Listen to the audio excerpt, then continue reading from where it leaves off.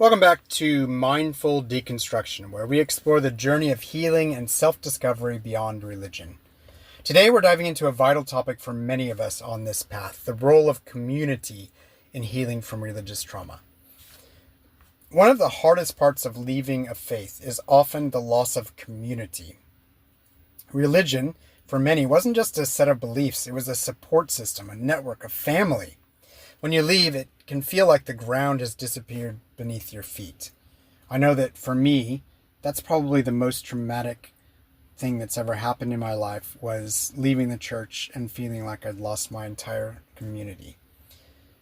And that's why finding or building a new kind of community is essential. It can give you back that sense of connection and belonging.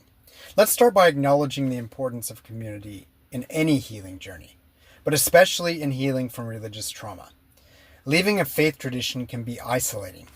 Maybe you've lost touch with people who were once close, or maybe you're hesitant to open up about your journey, fearing judgment or misunderstanding. In this space of isolation, community becomes a healing force. Imagine this. Leaving a religious community can feel like being a seed that's been uprooted. Suddenly, there's no soil, no familiar environment to nurture you. But finding a new community can be like replanting yourself in fresh, nourishing soil. It's not the same soil you came from, but it provides the nutrients you need to grow in new ways, to take root, and to blossom into a version of yourself you hadn't known before.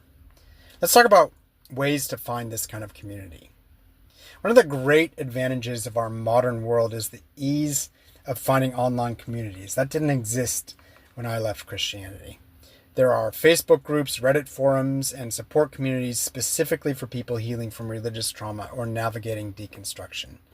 These groups offer a safe, often anonymous space to share your story and hear from others who are on a similar path.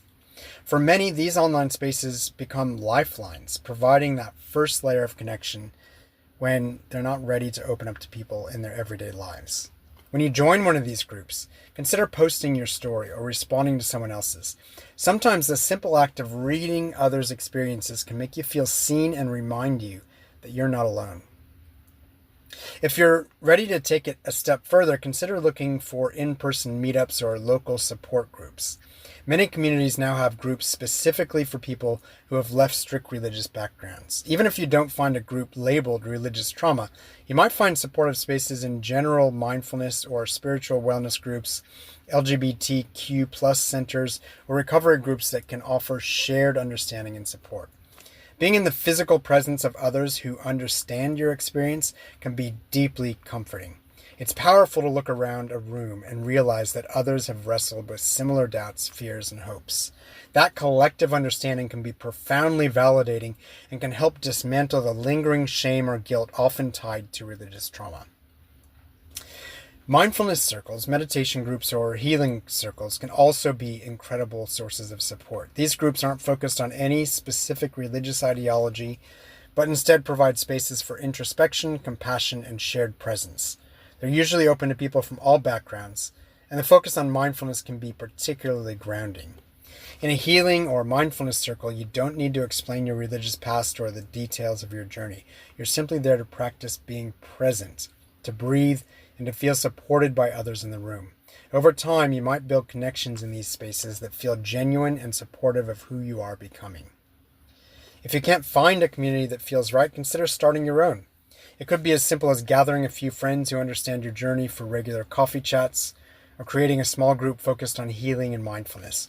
You might be surprised how many people are longing for connection and would welcome the opportunity to be part of a supportive group. When you create a space yourself, you have the chance to shape it in exactly what you need. You can set the tone for open-mindedness, compassion, and non-judgment. By building a community that supports your healing, you'll be doing the same for others. And that act of giving back can be healing in itself. Finally, remember that community is there to support you, not to overwhelm you. It's okay to step back if you need time alone to process. Healing from religious trauma is an intensely personal journey, and it's natural to feel the need for solitude at times.